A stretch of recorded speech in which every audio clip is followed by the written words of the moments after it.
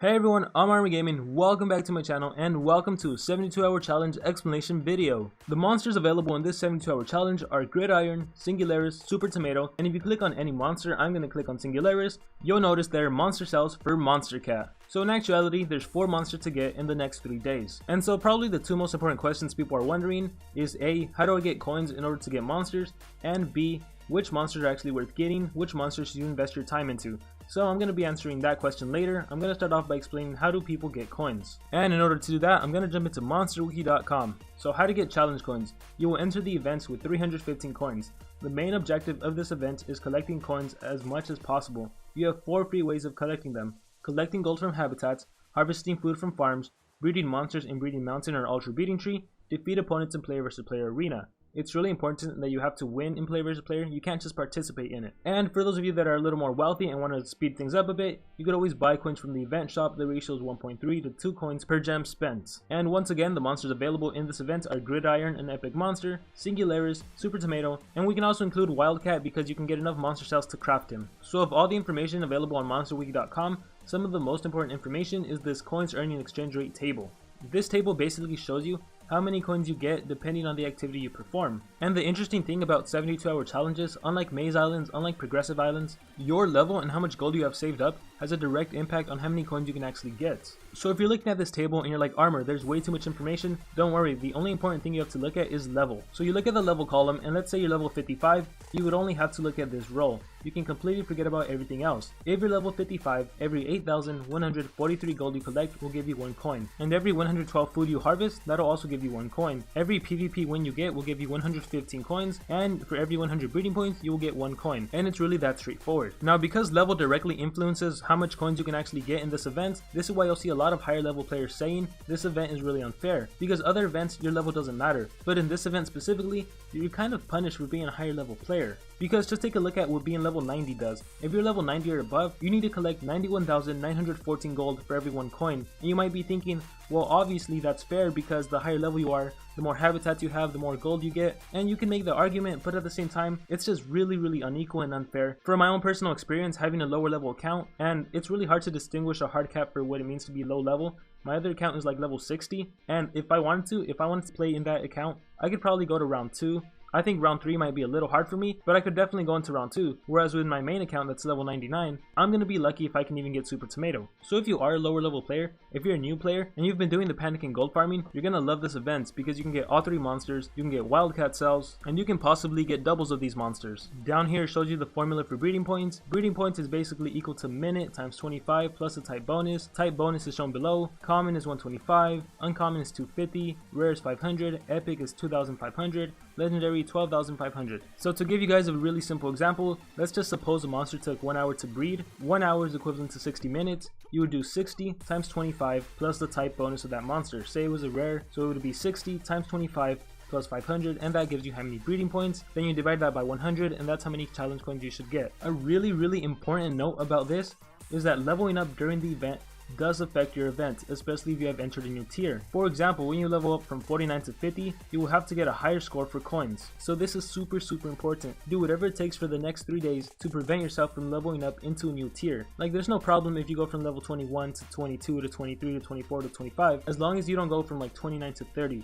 49 to 50. Basically, don't pass anything ending with 9. Because if that does happen, you're gonna find yourself having to collect a lot more gold, having to plant a lot more food, in order to get the same amount of coins as you would have if you would have just stayed your current level. So for the most part, this means don't do adventure map for these next 3 days, don't upgrade your habitats, don't purchase a new island, just pretty much do whatever it takes to prevent yourself from getting experience points. For those of you actually interested in purchasing coins, this is a table to look at. Obviously the more you spend, the better value. I'm not really going to talk much about that, but feel free to go to monsterwiki.com and look at that for yourself. And this is information pertaining to the 72-hour challenge that I always like to go over. The 72-hour challenge is a flipping card island. So the way this works, you'll basically just click on a monster you want, you'll see all the available rewards, the cards will flip over on their back, they'll shuffle around, and you have to select the card, hoping to get the one you want. Now the most important thing that I have to remind people a lot of times is that your cards are randomly generated in server side. It won't be changed. When you claim the current card, the next reward will be generated also randomly. The monster card will only be generated when the chance is above 0%. Card shuffling is just animation. It does not include the correct position of rewards.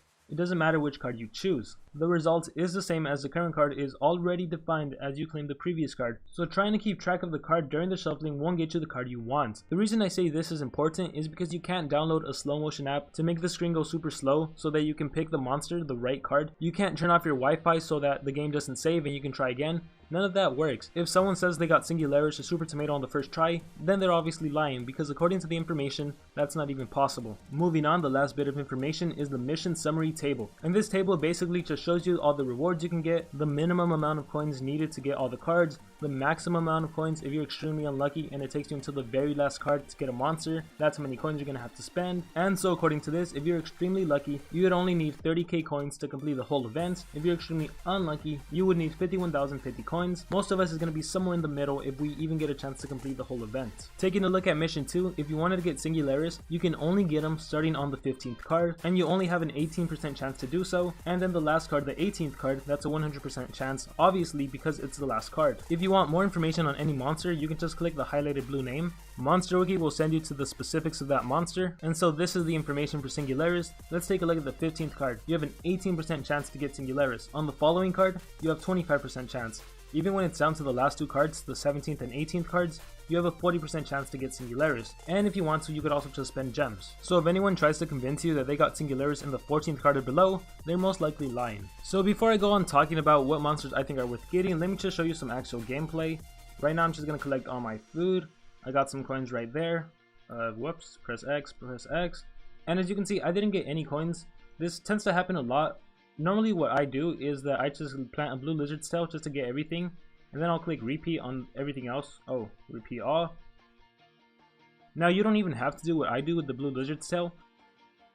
If you just replant all of your crops and collect them next time, that's when you're gonna get all your food. I just like to plant blue lizard's tail just to be safe. So when I click on this, you're gonna see I'm gonna get all my coins.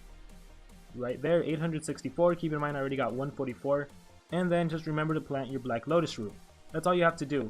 This event, it's completely dependent on how much food you produce. So the most helpful bit of advice during this event is to have a lot of gold. Unfortunately, if you're starting this event right now, there's no way to accumulate lots of gold, so you always have to save. Personally, I really don't spend gold anymore. I spend it to buy monster cells from the shop, but other than that, I don't spend gold anymore. I just save it because I know these 72-hour challenges are difficult. As you can see, I have 1.8 billion gold, so for me this event won't be too difficult as long as I log in every hour and keep collecting my black lotus roots. And of course, once you're a higher level, it's really useful to have a lot of legendary habitats and to have a lot of monsters that produce 305 gold per minute. That way you can maximize the amount of gold you get. If we just look around my island, you can see I have a lot of legendary habitats with a lot of legendary monsters. I have a lot of boosts so I can get more gold, and yeah, that's really all you do. Have a lot of legendary habitats, have a lot of monsters that produce a lot of gold, start saving up your gold, have a lot of gold so you can afford to produce lots of food, and of course we can't forget our Harvest Guardian, Faunus the Guardian of Farming. As you progress along the game, you really want to work on leveling this monster up, because as you can see right now, he's leveled up all the way. Our farms will increase their production by 100% for 2 days. And the way the 72-hour challenge event works, the more food you get, the more coins you get. So obviously you want this leveled up all the way to max. So if you have enough gold, I highly recommend activating it. Just make sure you're smart about the way you activate it. It costs around 26.4 million to activate, so if you only have 30 million gold, it won't help you to activate it. Just use all that gold to produce food, because then you'd only have like 4 million to actually get food. You could potentially also activate the Guardian of Breeding, however I personally am going to advise against that, just because you never know when Monster Legends might throw a breeding event at you, and if we were to get a random breeding event, it would really suck to have this Guardian unable to use. And so now to discuss the monsters I think are worth getting, I'm going to start off by talking about the monster who I think is the least important to get, and I'm going to go up to the most important. So it goes without saying that the least important monster is Gridiron, our epic monster. The only reason I think he's the least important is because the other monsters are a lot better. Now stats wise for an epic monster, he's pretty good. A speed of 2760, that's one of the faster speeds. I mean, don't get me wrong, there's probably like 80 monsters faster than him, but it is still a really good speed. One thing I like about this monster is that he has a 0 cooldown stun skill, and considering he's pretty fast to start with, you can give Gridiron some speed runes. You'd be able to use this monster to stun one of the enemy legendary monsters. And next is Wilcat. I do have a monster analysis on Wilcat. If you want to check it out, there's going to be a link in the description and an annotation at the end of the video. But in a nutshell, his power is pretty good, his life he's pretty tanky, his speed is kind of where he suffers, it's rather slow. Breezing through his skills, you see a 65 damage no cooldown here, you see a 65 damage stun skill here, you see Wild Avalanche which is 55 damage and it gives you a small shield, Wild Whatever, 55 damage, damage return and shields work against each other, so running these two skills could be a little risky. Wild Wrath, 30 damage, gives enemy daze. Wild Rage, 45 damage earth-based attack. So in a nutshell, I'm personally not a fan of Wilcat. I think there's a lot of better earth monsters. So in the context of the 72-hour challenge, Wilcat would be my second pick. So next we have Singularis, and stats wise, power is rather low, life is mediocre, his speed is also rather mediocre. There's like 10 monsters faster than him, and there's quite a bit of magic monsters that have this exact same speed, so stats wise there's nothing too impressive. His trait, he's immune to instant death, but being a magic monster, it's probably way better to be immune to possession. And skills wise, Singularis has two moves that stand out, the first of which is Singularity.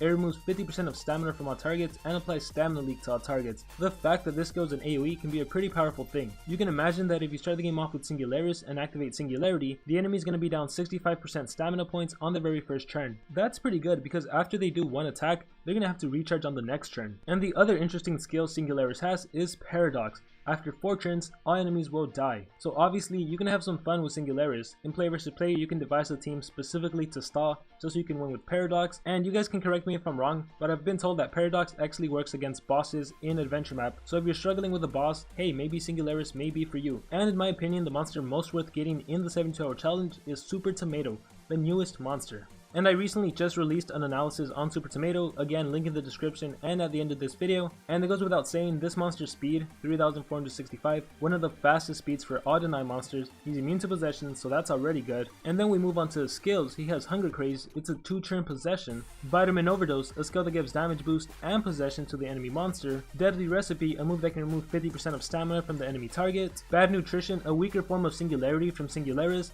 This removes 25% of stamina from all targets and gives stamina leak. And if you're interested in using Super Tomato for player versus player, he also has an AoE possession, although it does drain 25% of your life. But again, if the enemy monsters are going to be possessed, what does it matter if you lose 25% of your own life? It goes without saying that Super Tomato is by far the best monster to get in the 72-hour challenge. And I'm still very much convinced that for offensive purposes, for Team Wars, Super Tomato may just be one of the best magic monsters. But this is of course my opinion. Anyways, with all that out of the way, that is going to conclude my video on the 72-hour challenge. I really hope you guys enjoyed it. Please let me know in the comments below which monster you're going to be going after. I wish everyone the best of luck in this 72-hour challenge, especially you high-leveled long-term players. Good luck to all of you. And like always, remember to dream big and pursue your passions.